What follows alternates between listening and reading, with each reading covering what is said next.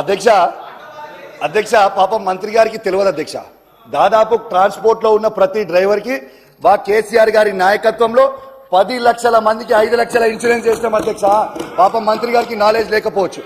రెండోది అధ్యక్ష ఒక్క నిమిషం అధ్యక్ష, ఆటో డ్రైవర్లతో సహా చేసినాము. కౌశిక్ రెడ్డి గారు వారో మాట వెనక్కి తీసుకొని మా మంత్రి క్షమాపణ చెప్పాలి. నేను ఒకటి మహిళా తల్లందరూ కూడా క్షమాపణ చెప్పాలి. ఆయనలాగా నాకు దురంకారమైనటువంటి నాలెడ్జ్ లేదు సార్.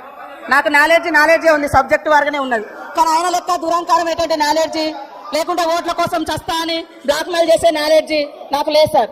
కాబట్టి ఆటో డ్రైవర్లు అనేక మంది గత ప్రభుత్వంలో ఇబ్బంది పడ్డమాట వాస్తవం.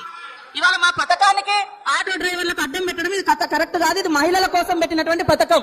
కాబట్టి నీ దురంకారం మాటలు మానుకో కౌశిక్ రెడ్డి. నీలాంటి దుర్మార్గపు నాలెడ్జ్ నాకు లేదు. నేను కరెక్ట్ ప్రజల కోసం ఆలోచించే నాలెడ్జ్ నా దగ్గర ఉంది.